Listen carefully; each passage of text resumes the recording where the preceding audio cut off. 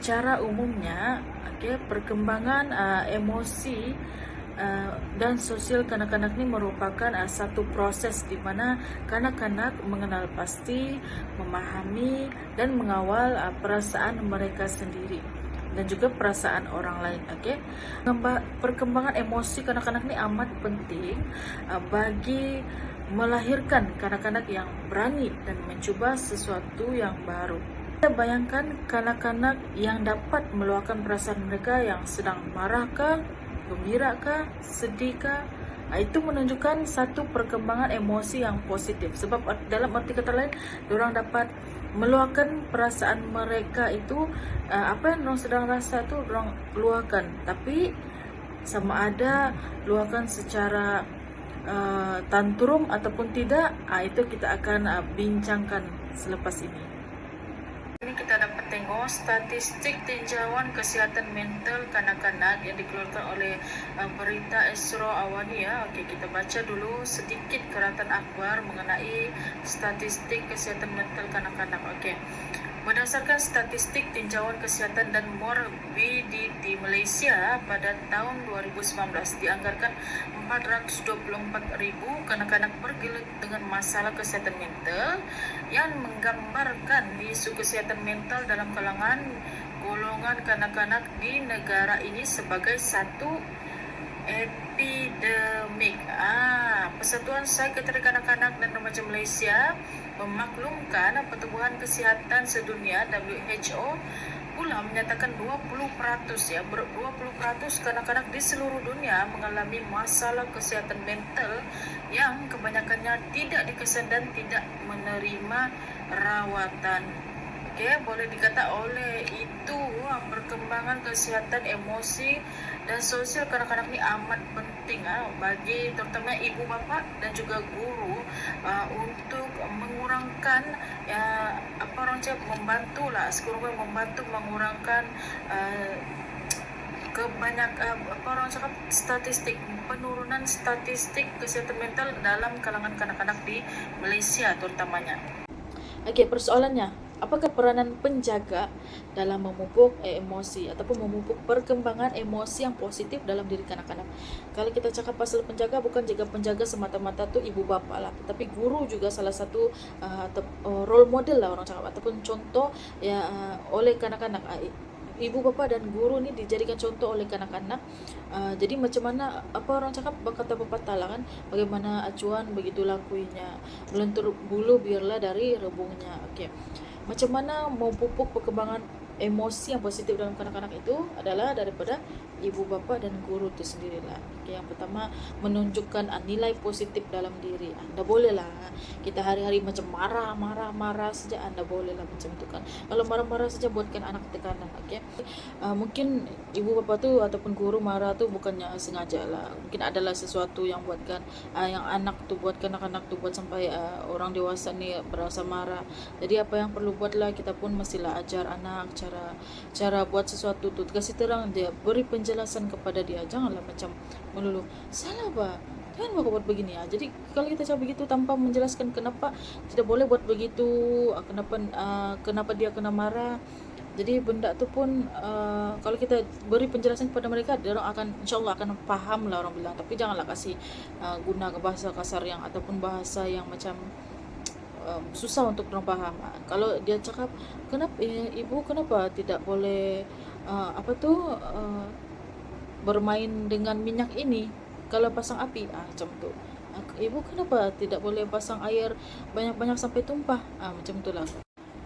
Mungkin ibu bapa tu marah, mungkin ada sebab lah kan. Contoh lah, kalau sudah balik-balik dilarang tu cakap jangan kau buat begitu, jangan buat begitu. Jadi anak ni pun satunya tidak mendengar.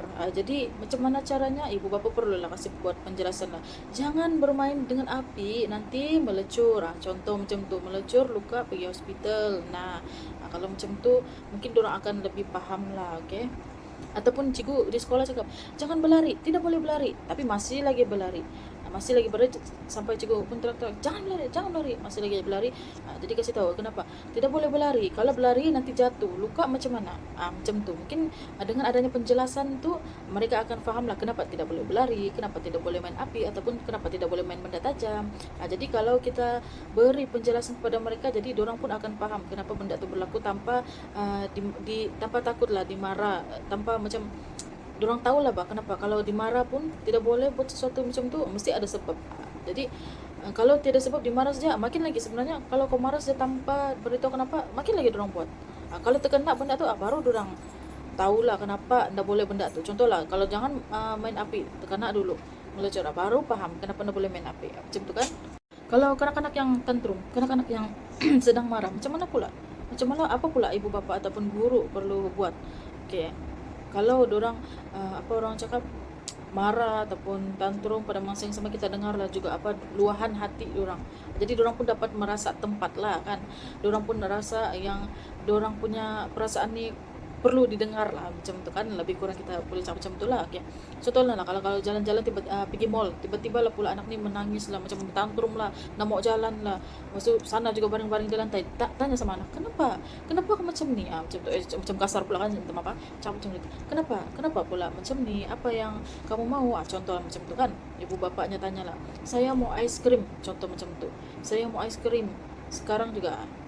Mungkin kamu boleh buat deal lah sama dorang. Macam contoh cakap begini, boleh makan es krim tapi kita makan nasi dulu, contoh lah kan. Ataupun kalau dia sudah makan lagi, dia sudah makan es krim sebelum kemarin macam tu, hari ini mau lagi es krim, tapi ibu bapanya nak mau bagi dia es krim, cakaplah baik-baikan sama dorang, boleh makan es krim tapi kemarin sudah makan kan. Kalau adik buat satu yang baik, tolong mama kerja rumah kah, tolong mama buat kerja rumah kah, ataupun buat kerja rumah siapkah, hari-hari baca buku tiap malam, nanti mama kasih kamu beli es krim, contoh macam tu. Kalau di sekolah pula macam mana?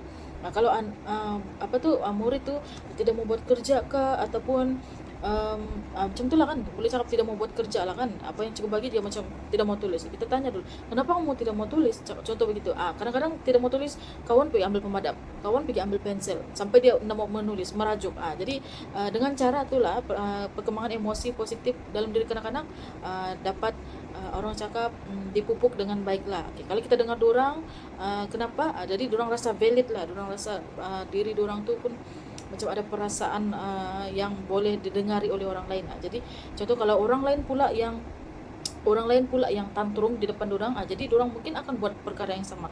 Dengar dulu kenapa kawannya begitu. Jadi kalau dorang dah dapat fikir solusi, mesti dorang akan tanya orang dewasa punya. Saya ada pengalaman lah, sedikit pengalaman macam tu kan. Kalau macam contoh di prasekolah, budak tu macam tunduk dia macam di meja. Jadi dorang pun pujuk-pujuk tidak pandai, sampai ada satu kawan dorang datang tempat saya contohnya, bisa akan cakap, kakak, saya pembantu prasekolah kan, kakak si tidak mau tulis. Kenapa tidak mau tulis? Tidak tahu kenapa. Mesti saya akan pergi tempat tu, tanya dulu kenapa kau tidak mau tulis. Barulah kasih tahu, kawan pergi ambil pensel saya, pemadam saya kena ambil oleh kawan saya. Macam tu lah tu perangai diorang. Walaupun rasa macam perkara remeh, tapi sebenarnya itu membentuk juga, salah satu cara membentuk perkembangan emosi positif yang baiklah dalam diri kanak-kanak. Bagaimana pula dengan hubungan keterikatan yang positif dalam diri kanak-kanak? Kalau ikatan emosi ibu bapa dengan anak adalah baik, kanak-kanak akan lebih rasa selamat, yakin untuk meneroka dunia sekeliling mereka. Dorang mudah berkawan, mudah faham perasaan orang lain, macam saya cakap tadi kan.